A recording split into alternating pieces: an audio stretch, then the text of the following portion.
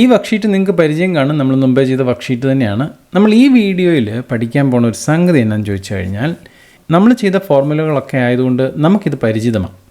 പക്ഷേ നിങ്ങളിങ്ങനെ ഒരു സിറ്റുവേഷൻ ചിന്തിച്ച് നോക്കുക. കാരണം ഈ ഡോക്യുമെൻറ്റ് നിങ്ങൾ ആർക്കെങ്കിലും അയച്ചു കൊടുക്കുകയോ അല്ലെങ്കിൽ നിങ്ങൾക്ക് ഇതുപോലൊരു ഡോക്യുമെൻറ്റ് വേറെ ആരെങ്കിലും അയച്ചു തരികയോ ചെയ്താൽ ഒറ്റയടിക്ക് ഇങ്ങനെ കാണുമ്പോൾ നിങ്ങൾക്കെല്ലാം മനസ്സിലാകണമെന്നില്ല. ഇപ്പം നിങ്ങളുടെ ഒരു കൂട്ടുകാരൻ നിങ്ങളോട് പറയുകയാണ് ഈ ഡോക്യുമെൻറ്റ് വന്നിട്ട് ഇതൊന്ന് നോക്കി ഇവാലുവേറ്റ് ചെയ്ത് ഇത് കറക്റ്റാണോ, നമുക്കിത് പ്രസൻറ്റ് ചെയ്യാൻ പറ്റുന്ന ഒരു കണ്ടീഷനാണോ എന്ന് ചെക്ക് ചെയ്യാൻ പറയുകയാണെന്ന് വിചാരിക്കുക. അപ്പോൾ നിങ്ങൾ നോക്കുമ്പോൾ ഇതിനകത്തെല്ലാം കുറേ ഫോർമുലകളൊക്കെ ഉണ്ട്. ഇത് കണ്ടോ, ഇവിടെ നമ്മൾ നോക്കിക്കഴിഞ്ഞ് കഴിഞ്ഞാൽ ഇതെല്ലാം ഫോർമുല ഓറിയൻറ്റഡാണ്. അപ്പം നിങ്ങൾക്കിതെല്ലാം ഒന്ന് ഇവാലുവേറ്റ് ചെയ്യണമെങ്കിൽ എന്തെങ്കിലും എളുപ്പ വഴിയുണ്ടോ? ഉണ്ട്. നമ്മളതിന് ചെയ്യേണ്ടത് എന്നാന്ന് ചോദിച്ചാൽ, നമ്മുടെ ഈ ബാറിലേക്ക് വരണം, ഫോർമുല എന്ന് പറയുന്ന ബാറിലേക്ക് വരണം. നമുക്ക് അങ്ങോട്ടൊന്ന് പോകാം. ഫോർമുല ബാറിൽ വന്നു. ഫോർമുല ബാറിനകത്ത് ഇതാ ഇവിടെ ഒരു വലിയ സെക്ഷൻ തന്നെയുണ്ട്. ഈ സെക്ഷൻ്റെ പേര് നിങ്ങൾ കണ്ടോ, ഫോർമുല ഓഡിറ്റിംഗ് എന്നാണ് ഇതിൻ്റെ പേര്. അപ്പം നമ്മുടെ ഫോർമുലാസ് എല്ലാം നമുക്ക് ഓഡിറ്റ് ചെയ്യാൻ ഏത് ഡോക്യുമെൻറ്റ് കിട്ടിയാലും ഈസി ആയിട്ട് പറ്റും. ഇതിനകത്ത് ചില രസകരമായ ടൂളുകളൊന്നും നിങ്ങളെ പരിചയപ്പെടുത്താം, കാരണം മുമ്പോട്ട് പോകുമ്പോൾ നമുക്കത് ഉപയോഗിക്കാൻ പറ്റും. നമുക്ക് ആദ്യം ഈ ട്രേസ് പ്രിസിഡൻസ് എന്ന് പറയുന്ന ഈ ടൂൾ എന്താണെന്ന് നോക്കാം. അതായത് ഏതെങ്കിലും ഒരു സെല്ലിൽ നിങ്ങൾ ക്ലിക്ക് ചെയ്യുക. ഇപ്പോൾ ഉദാഹരണത്തിന് ഒരു എംപ്റ്റി സെല്ലിൽ നമുക്ക് ക്ലിക്ക് ചെയ്യാം. അതായത് ഈ ട്രേസ് പ്രസിഡൻറ്റ് എന്ന് പറയുന്ന ഈ ഫംഗ്ഷൻ ഈ സെല്ലിലേക്ക് എന്തെങ്കിലും വാല്യൂ വരുന്നുണ്ടെങ്കിൽ ആ വാല്യൂ വരുന്നതിന് കാരണമായ സെല്ലുകൾ ഏതൊക്കെയാണെന്ന് കാണിച്ചു തരും. ഇപ്പോൾ ഈ കേസിൽ ഇതൊരു എംപ്റ്റി സെല്ലാണ്, ഇതിലേക്ക് ഒരു വാല്യൂം വരുന്നില്ല. അതുകൊണ്ട് തന്നെ നമ്മൾ ഈ ട്രേസ് പ്രസിഡൻറ്റ് ക്ലിക്ക് ചെയ്ത് കഴിഞ്ഞാൽ എറർ വരും. ട്രേസ് പ്രസിഡൻറ്റ് കമാൻഡ് ചെക്ക് ചെയ്തു, പക്ഷേ ആ സെല്ലിൽ ഒരു ഫോർമുലയും വരുന്നില്ല, അല്ലെങ്കിൽ ഒരു വാല്യൂവും വരുന്നില്ല എന്ന് പറയുന്നു. എന്നാൽ ഈ സെല്ലിൽ ക്ലിക്ക് ചെയ്ത് കഴിഞ്ഞാൽ നിങ്ങൾക്കറിയാം ഇവിടെ നമുക്കൊരു ഫോർമുല ഉണ്ട് ഓൾറെഡി. ഇതുണ്ട്, ഇവിടെ ഒരു സം ഉണ്ട്. അപ്പോൾ ഈ സെല്ലിലേക്ക് വരുന്ന വാല്യൂകൾ ഇതാണ്. ഈ സെല്ലുകളാണ്, ഈ 3 സെല്ലുകളാണ് ഈ വാല്യൂവിനെ കോൺട്രിബ്യൂട്ട് ചെയ്യുന്നത്. ഇത് ആഡ് ചെയ്യുന്നതാണ് ഇത്, നമുക്കതറിയാം. അപ്പം ഈ സെല്ലിലേക്ക് വരുന്ന വാല്യൂവിൻ്റെ കാരണക്കാർ ഇത് 3 അല്ലേ? നമുക്കൊന്ന് ക്ലിക്ക് ചെയ്ത് നോക്കാം. ഈ സെല്ലിൽ നമ്മൾ ക്ലിക്ക് ചെയ്യുന്നു.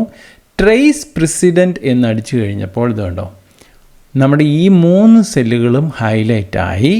എന്നിട്ട് ഒരു ആരോ മാർക്കും തിക്ക് ആരോ മാർക്കും ഇതാ ഇങ്ങോട്ട് പോയിട്ടുണ്ട്. എന്നിട്ട് ഇവിടെയാണ് അതിൻ്റെ ഹെഡ് നിൽക്കുന്നത്. അപ്പോൾ ഈ 3 സെല്ലുകളാണ് ഈ സെല്ലിലെ വാല്യൂവിൻ്റെ കാരണക്കാരൻ. ഇനി അത് റിമൂവ് ചെയ്യണമെന്നുണ്ടെങ്കിൽ ഇതാ ഇവിടെ റിമൂവ് ആരോസ് ക്ലിക്ക് ചെയ്താൽ മതി.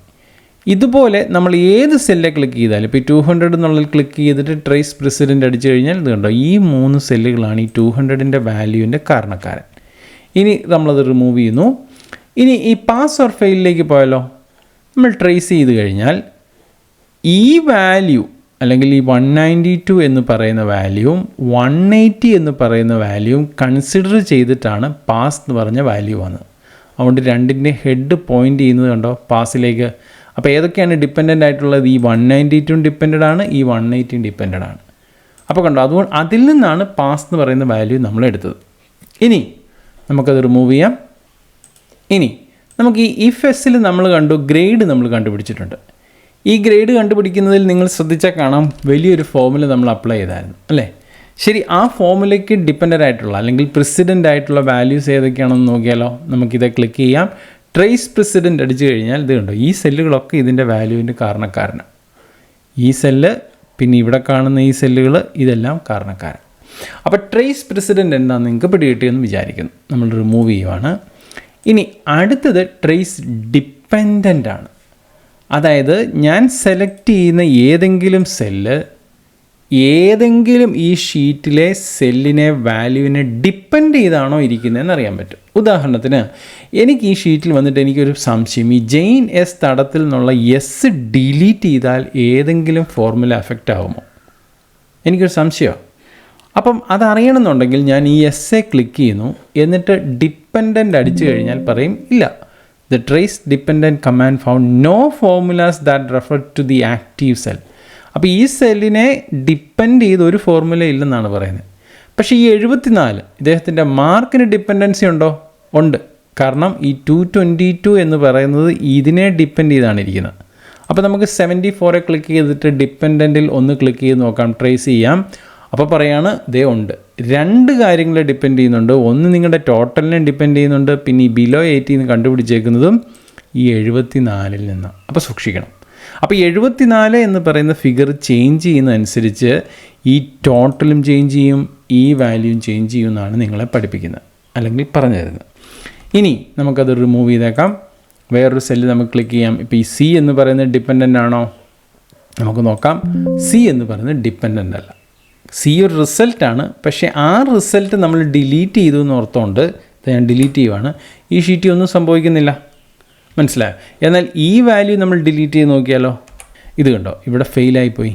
നമ്മൾ Ctrl+Z അടിച്ചു കഴിഞ്ഞാൽ ഇത് പാസ്സാവും. അപ്പോൾ ഇതാണ് അതിൻ്റെ പോയിൻ്റ്. അപ്പം നിങ്ങൾക്ക് പിടികിട്ടിയെന്ന് വിചാരിക്കുന്നു. നമ്മൾ ട്രേസ് ചെയ്യാൻ നമുക്ക് പ്രസിഡൻറ്റും ചെക്ക് ചെയ്യാം, ഡിപ്പെൻഡൻറ്റും ചെക്ക് ചെയ്യാം. ഇനി ഇവിടെ നിങ്ങൾക്ക് രസകരമായ മറ്റൊരു ടൂളുണ്ട്. ഇതൊരു നല്ല ടൂളാണ്. അതായത് നിങ്ങൾക്കൊരു ഷീറ്റ് കിട്ടിക്കഴിഞ്ഞാൽ ഈ ഷീറ്റിലെ ഫോർമുലാസ് എവിടെയൊക്കെ അപ്ലൈ ചെയ്തേക്കുന്നത് കാണണമെന്നുണ്ടെങ്കിൽ ഈ ഷോ ഫോർമുലാസിൽ നിങ്ങൾക്ക് ക്ലിക്ക് ചെയ്യാം. നേരെ ക്ലിക്ക് ചെയ്ത് കഴിഞ്ഞാൽ ഇത് കൊണ്ട് കുറച്ച് എക്സ്പാൻഡായി നമ്മുടെ ഫോർമുലാസ് ഫുള്ള് ഷോ ചെയ്യുന്നുണ്ട്. ഇതുണ്ട്, ഇവിടെയുള്ള ഫോർമുല മൊത്തം കാണിച്ചിട്ടുണ്ട്. കുറച്ച് ഈ സൈഡിലോട്ട് വന്നു കഴിഞ്ഞാൽ ഇവിടെ ഉപയോഗിച്ചിരിക്കുന്ന ഫോർമുലകളെല്ലാം കാണാൻ പറ്റുന്നുണ്ട്. ഇനി ഇത് നമുക്ക് പ്രിൻ്റ് എടുക്കണം, നേരെ പ്രിൻ്റ് എടുക്കാം കേട്ടോ. Ctrl+P അടിച്ചു കഴിഞ്ഞാൽ ഈ ഷീറ്റ് പ്രിൻ്റ് ചെയ്യാൻ പറ്റുന്ന രീതിയിൽ നമ്മുടെ ഫോർമുല സഹിതം വരും. അപ്പോൾ നമുക്ക് ഇതുപോലെ നമ്മുടെ ഫോർമുലാസും ഇവിടെ കാണാൻ പറ്റും. ഇനി ഈ 2 ഉണ്ട്, അത് നമുക്ക് വരുന്ന വീഡിയോകളിൽ കാണാം. അപ്പോൾ ഈ 3 ടൂളുകൾ നിങ്ങൾക്ക് മനസ്സിലായെന്ന് വിചാരിക്കുന്നു. President, dependent and show formulas.